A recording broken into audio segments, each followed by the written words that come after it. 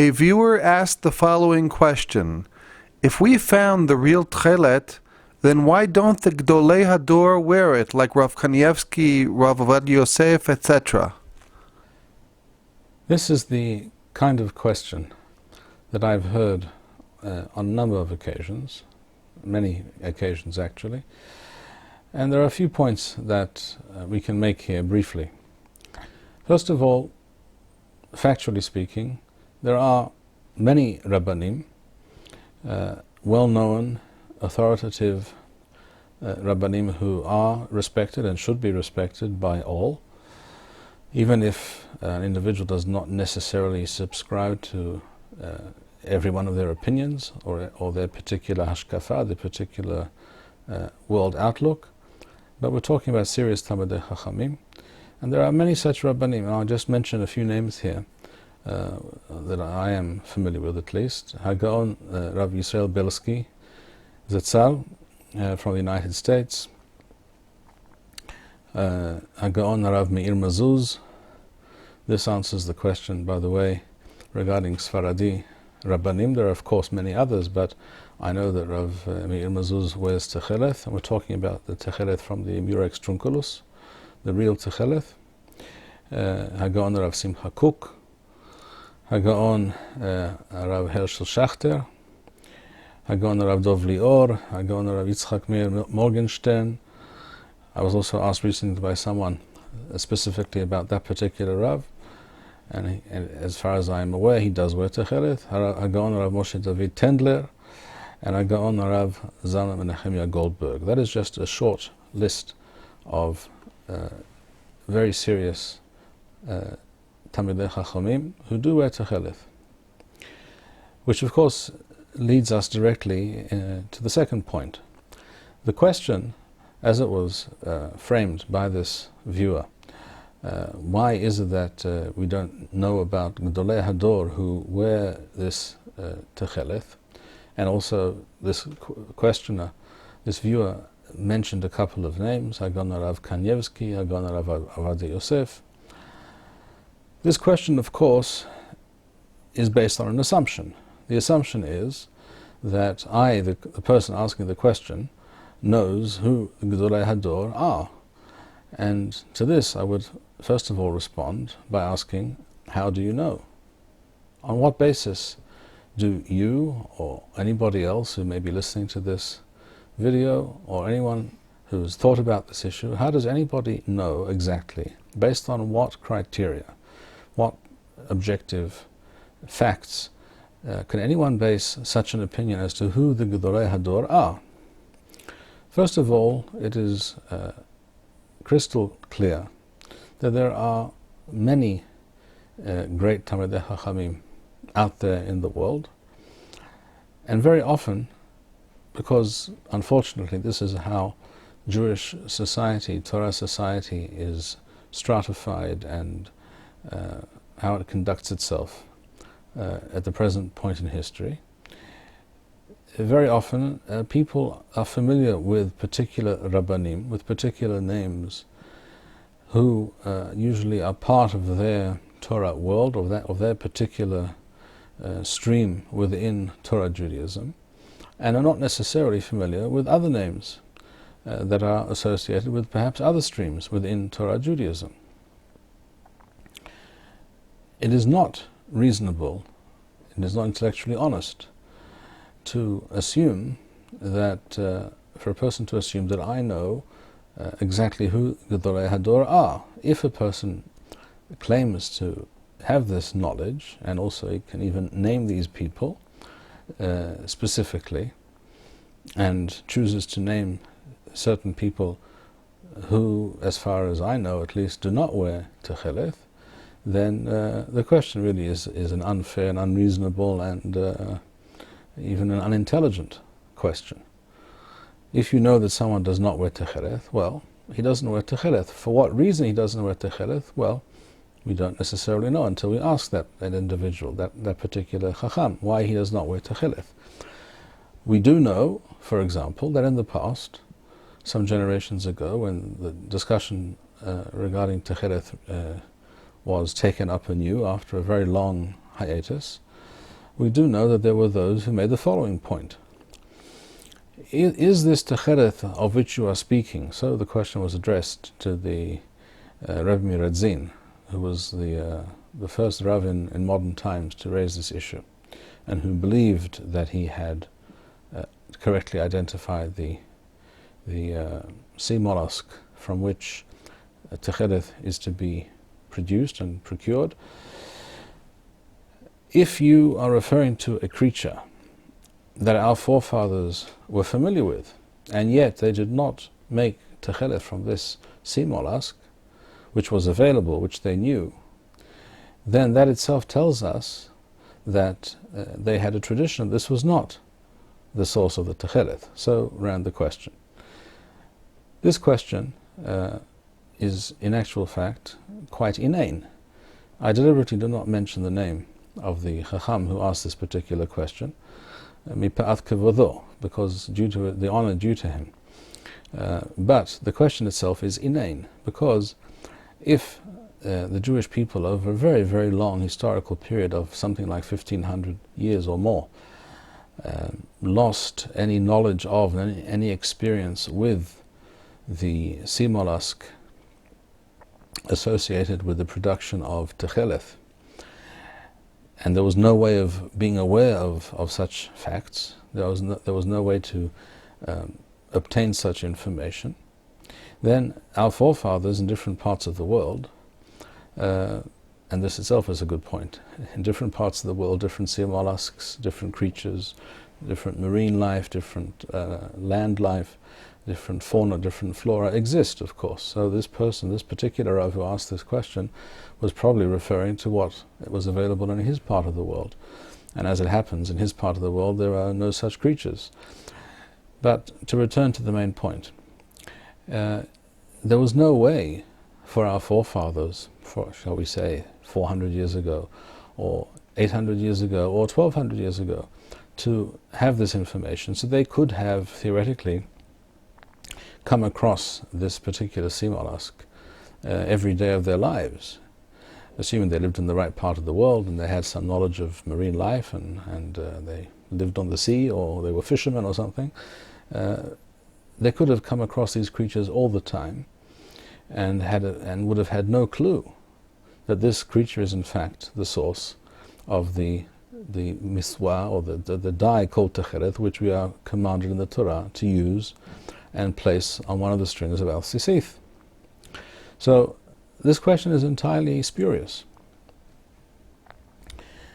If a person, a great Chacham or an average Jew, lives according to that type of assumption, that if such and such a creature or such a fact of life, a certain form of life existed in an earlier time, a few hundred years ago, and our forefathers were aware of it and did not use it, and therefore this proves that this could not be the source of Techelet. If one makes such irrational assumptions and claims, then it's really no surprise that when the information comes to light, when certain people are able to unearth the historical facts, the archaeological facts and the halachic facts, which were also ignored and not studied properly and not researched correctly until much more recent times, then it follows that a person who does not go through all of that,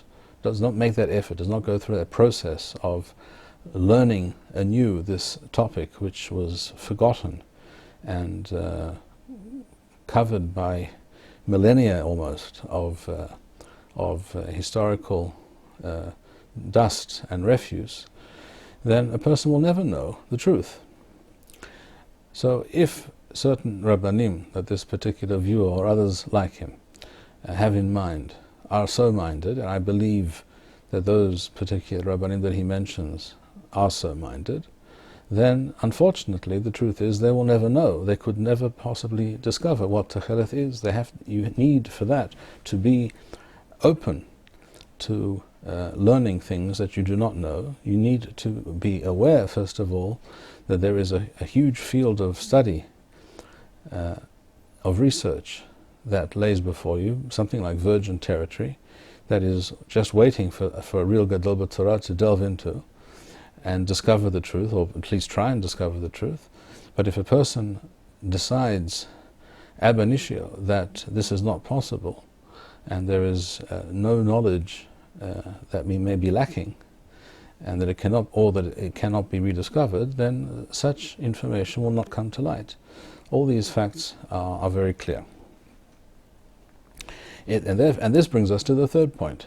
If a person is a great Gadol b'Torah, very, very knowledgeable, has tremendous, even encyclopedic knowledge of Torah and a tremendous memory, but is not someone capable of or interested in, he might be capable, but he may not be interested in researching and finding out such information, which is not to be found in the Shulchan Aruch, and it's not to be found in the Sefat Emeth on the Torah, and it's not to be found in the Mishnah Blura, and it's not to be found in Rashi on the Chumash either.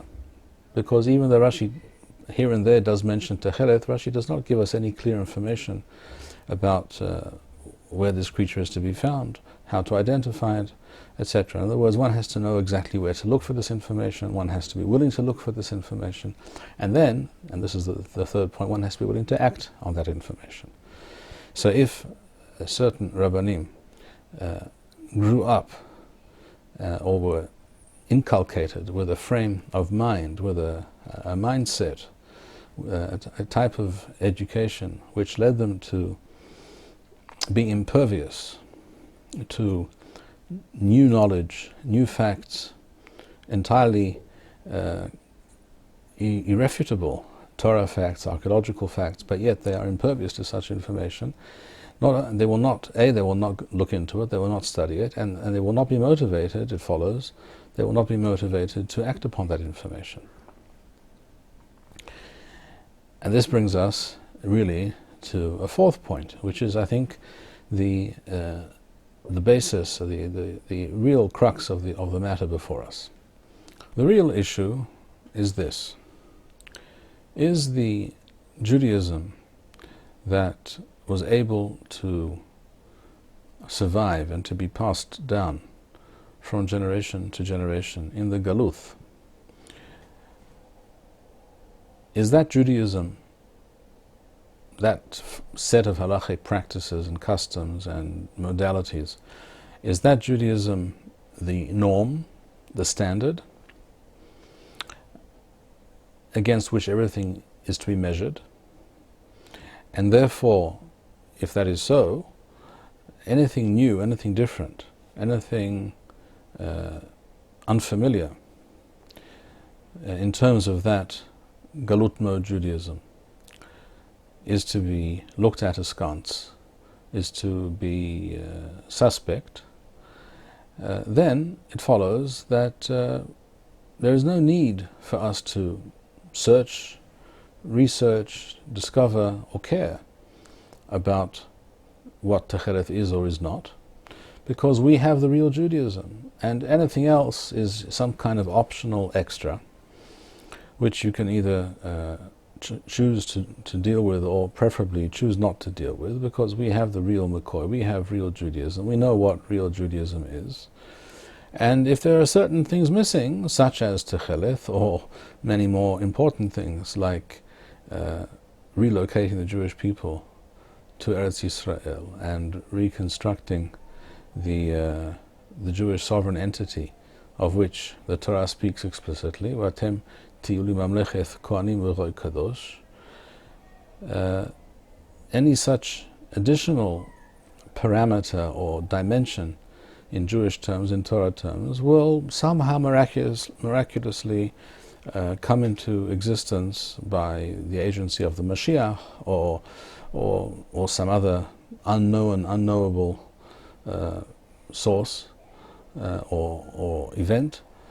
That, if that's the assumption that some people have, and it is in fact the assumption of many Torah Jews, then this leaves, of course, no room for any such discussion about Techelet. Techelet is not important according to this view of things. It is entirely not essential. It's not even perhaps desirable, because it constitutes a new and unfamiliar concept to a system that is very familiar and certainly not new, but something which the Jews became very accustomed to and rather good at living by and perpetuating. And who needs to change a system if everything is fine? If it works, don't fix it. But that's exactly the point, that it doesn't work. That which many Jews began to believe was working just fine was in fact never working fine. The system of Galut Judaism was always a b'di'avad kind of reality. It was a reality, the best that could be hoped for, that could be achieved in the realities of the exile, of the Galut, based on all kinds of contingencies and pressures and problems that the Jewish people had to face. But it was never the real McCoy. It was never the real thing, and it could never therefore claim to be something with any real legitimacy. Rather, it was the best that we could do under the circumstances.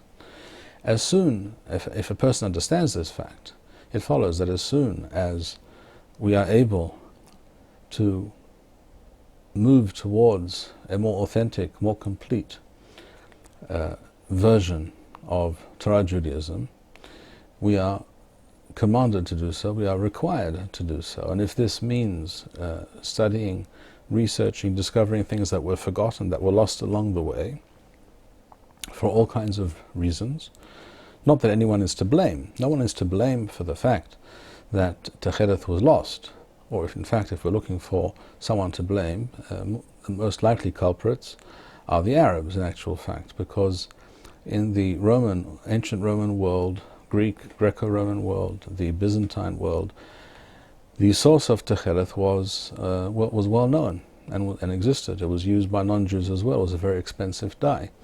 When the Islamic conquest reached the Mediterranean, where this dye was produced, because the sea mollusk lives, of course, in the Mediterranean, and the Arabs, as is the wont of Arabs, they destroyed much of the infrastructure that they found. They did not bother to learn, to study, and discover what all these machines and factories and processes were all about. And so the knowledge which pertained to the sea mollusks, the creatures that were required to produce these unique dyes, which were in great demand in the ancient world, by Jews and by non-Jews.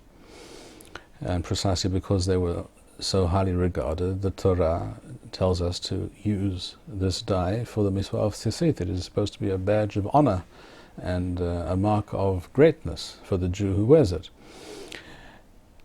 This knowledge was lost by reason of this Islamic conquest. This knowledge was lost, just as in the Dark Ages in Europe, with the collapse of the Roman Empire. Much technology and knowledge and forms of government and systems of law, etc., were lost for many centuries. In the same way, when the Arabs arrived in Eretz Israel, in Lebanon, etc., they came, of course, from Saudi Arabia. This Arab conquest resulted in the loss of much technological and other forms of knowledge and information and traditions regarding production of many things, and how to produce certain kinds of machines, certain kinds of presses, certain kinds of irrigation systems. All sorts of things were lost as a result of this, and therefore this dye was lost from history for a very long period of time. If we're looking for a culprit, we actually can point to one, but putting all that aside, the fact is, once this information was lost, our tradition, also therefore was problematic. It was compromised. We were in a position where we no longer had this tradition. We had to rediscover the tradition.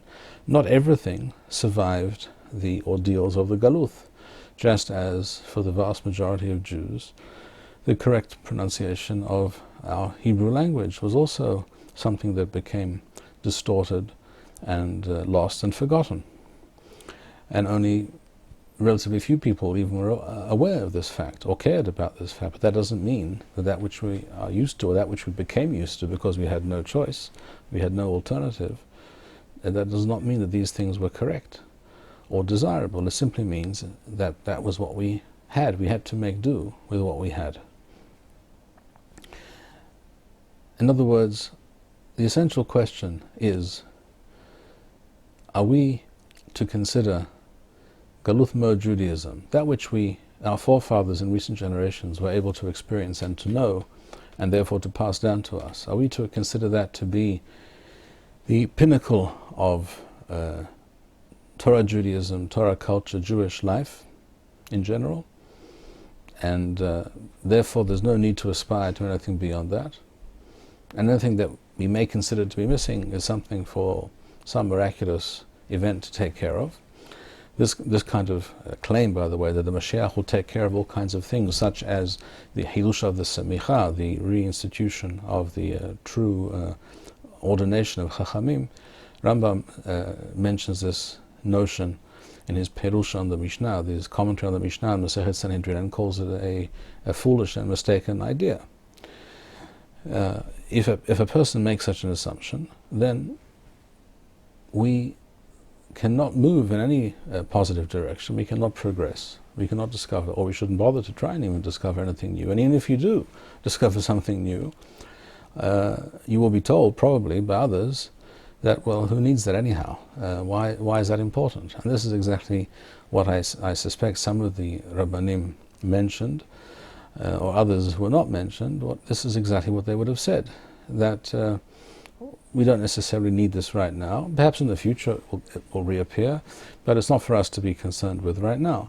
There are others who have other fanciful ideas. There are those who claim that, based on a Kabbalistic claim, that Techelet is lost due to the fact that we're in Galuth, and therefore we don't have Techelet. And according to their line of reasoning, it follows that if we don't have Techelet, therefore we are in Galuth. It's a kind of circular argument, which leaves no room for discovering or using Techelet. If you're convinced you're in the Galuth, then obviously you shouldn't have Techelet. That would somehow contradict the reality. So all these kinds of notions are spurious, are false, and they are misleading.